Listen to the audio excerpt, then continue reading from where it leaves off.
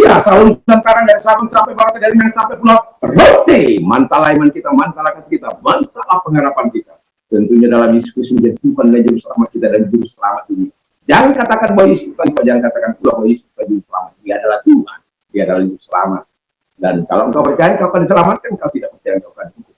Yohanes 3:36, Yohanes 14 ayat ke-6, Yesus sudah berkata, akulah jalan dan kebenaran dan hidup, tiada seorang sampai kepada Allah kalau tidak melalui aku. Wow! Dan Yesus mengatakan dalam Kisah 4 ayat 12, dan keselamatan tidak dalam siapapun juga selain dalam dia Yesus, karena di bawah kolongan tidak ada nama lain yang diberikan kepada manusia yang olehnya kita hidup.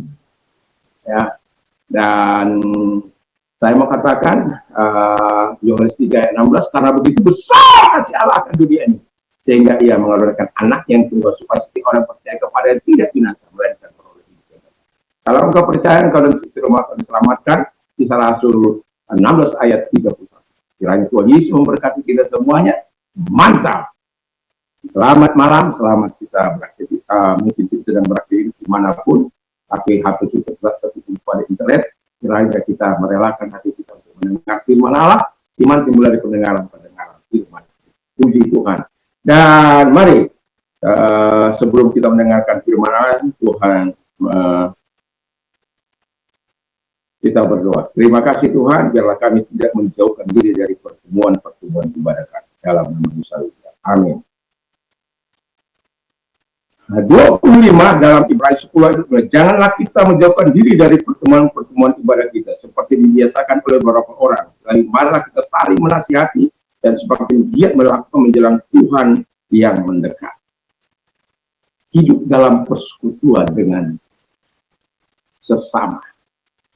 Jadi kalau hidup dalam persekutuan dengan sesama, itu akan membawa dampak dalam kehidupan kita.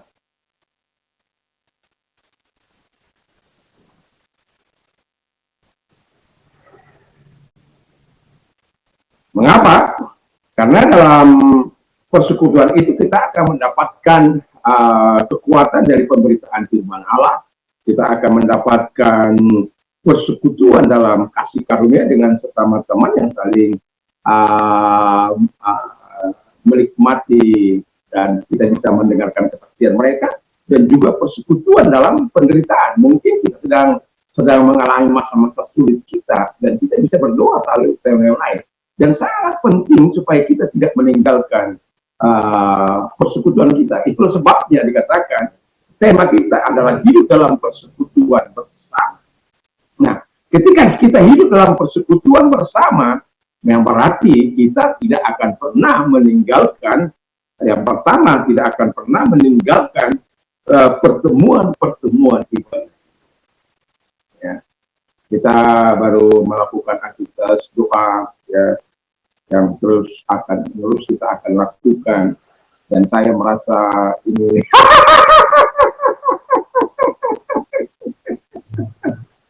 doa, walaupun kami berdoa di malam hari, tapi ada hal yang sangat hilang pada waktu kami ketika doa yang harus dilakukan, dan kami melakukannya, dan kemudian itu mengingatkan saya supaya terus intens melakukan, walaupun kami melakukan di malam hari mau tidur, tapi makanya itu tidak cukup, dan itu memang tidak cukup, ya.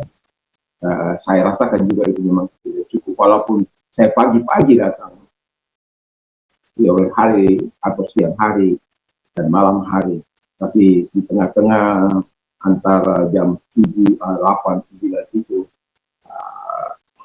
itu perlu juga kita, kalau tidak ada kegiatan-kegiatan yang kita harus lakukan, bersekutu dengan Tuhan. Daripada kita main HP, lebih baik kita mendekatkan diri dengan Tuhan. Wah, itu luar biasa.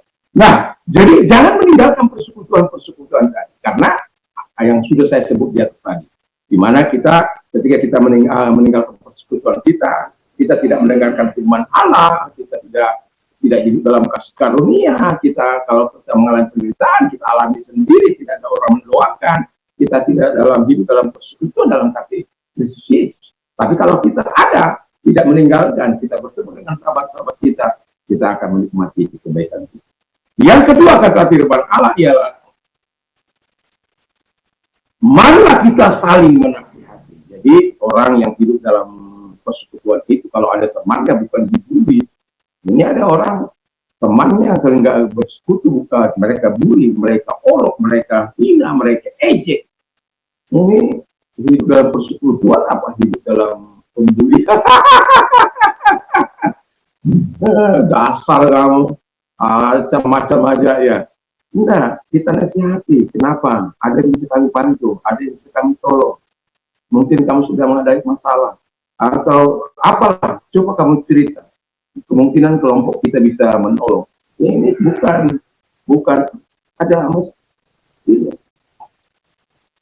Kadang-kala kalau orang sudah nggak mampu, diinjak-injak. Saya seringkali katakan kepada sahabat-sahabat, kalau engkau mau tahu keadaan orang yang sangat dalam kekurangan, kau harus pernah mengalami masa kekurangan, di mana kita cari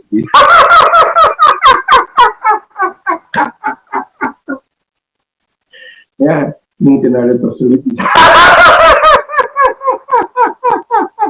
terselip di sini, terselip di sana, mungkin ya, mungkin lupa waktu apa, semoga ada kalau ada pak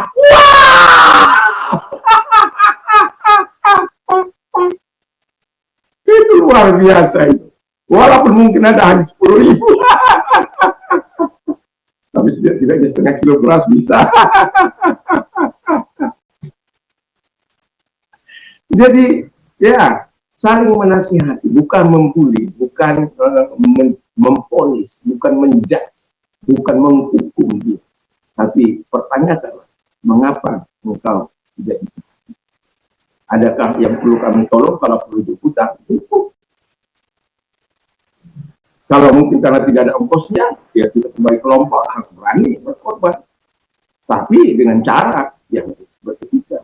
Jangan sudah engkau tolong, kau ceritakan yang membuat jatuh mental orang. Kalau harus dilakukan dalam kasih Tuhan. Menasihati juga harus dilakukan dalam kasih Tuhan. Memberi juga harus dilakukan dalam kasih Tuhan.